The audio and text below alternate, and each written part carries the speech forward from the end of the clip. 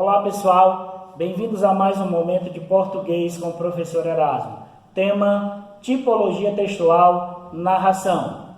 A narração ou texto narrativo é uma história contada. É um relato de fatos sequenciados que podem ser reais ou fictícios, constituída de personagens cujas ações são contadas por um narrador. Elementos de uma narração.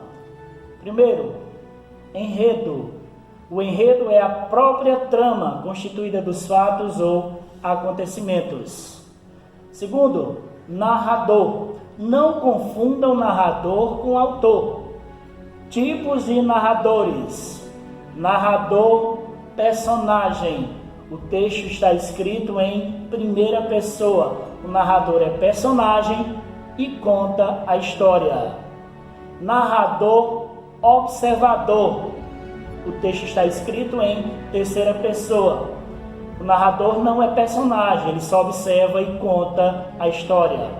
Narrador onisciente é aquele que tem saber absoluto, tudo sabe, tudo vê. Ora o texto está em primeira pessoa, ora está em terceira pessoa. Terceiro, personagens. Os personagens são aqueles que têm vidas, têm falas na história. Tipos de personagens. Protagonista é o personagem principal daquela trama. Antagonista, que é o personagem que é importante, mas tem características contrárias àquele outro personagem. E há os personagens secundários, que são os que têm menos importância que os demais.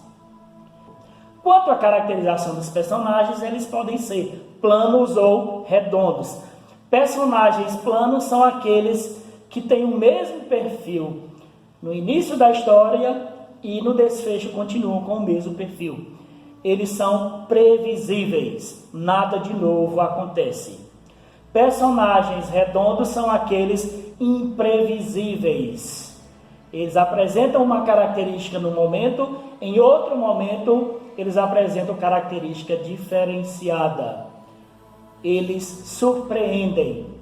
Tempo. O tempo é o momento, a época em que a história acontece. O tempo pode ser cronológico ou psicológico. Tempo cronológico é quando eu tenho uma sequência linear, natural, normal. Digamos que eu narre a história de vida de alguém, eu vou iniciar pelo seu nascimento, vou até a sua realização profissional sem nenhuma quebra de tempo. Esse tempo é linear, então ele é cronológico. Tempo psicológico é quando não tem uma sequência linear. Um exemplo de tempo psicológico está no conto A Cartomante de Machado de Assis. Trama que envolve 3 personagens, Camilo, Vilela e Rita. A história inicia-se com o diálogo de 2 deles. Após isso, o autor volta ao passado, contando como eles se conheceram. Esse tempo ele é psicológico. Outro elemento da narrativa é o espaço. Espaço é o lugar em que ocorrem os fatos. E ambiente. Ambiente é esse espaço com as características psicológicas, econômicas, sociais ou políticas. Voltando aos personagens, além de suas ações, existem as falas ou pensamentos, as quais chamamos de discursos. Discurso direto. A escrita é exata da forma como o personagem fala ou pensa. Discurso indireto. O narrador coloca como foi a fala ou pensamento do personagem.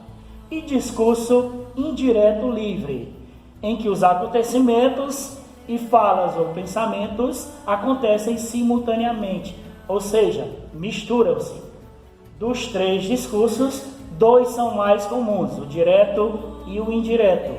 Exemplos. 1. O réu falou, abre aspas, eu sou inocente, fecha aspas. Exemplo 2. O réu falou que era inocente. Agora nós vamos mostrar alguns gêneros textuais que se encaixam nessa tipologia narração. Romance. Não confundam romance com as histórias de amor das telenovelas ou dos cinemas.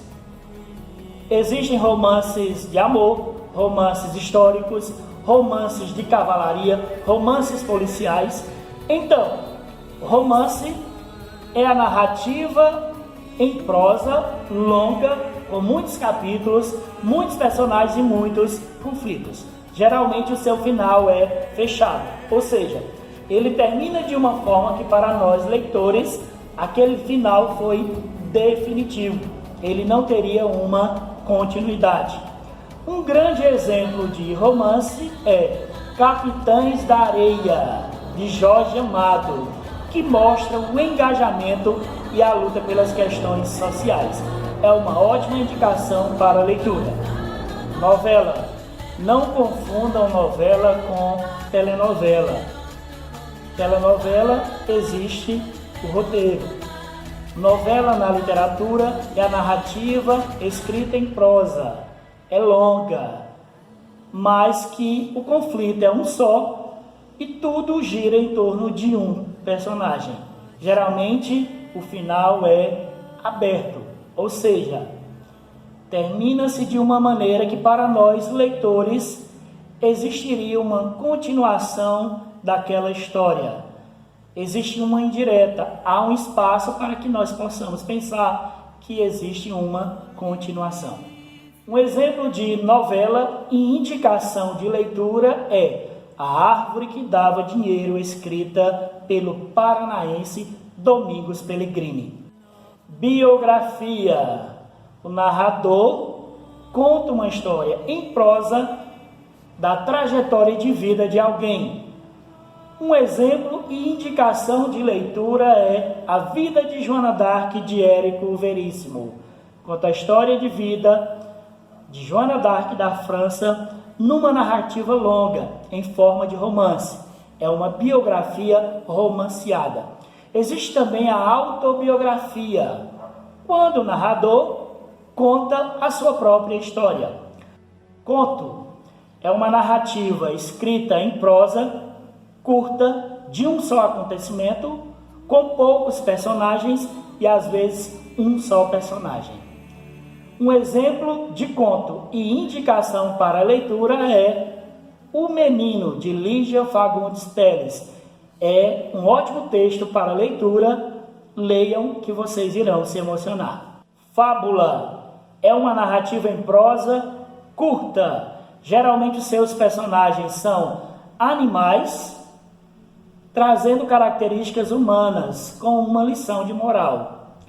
Um exemplo de fábula e indicação para a leitura é A Cigarra e a Formiga, de Esopo, escritor da Antiga Grécia.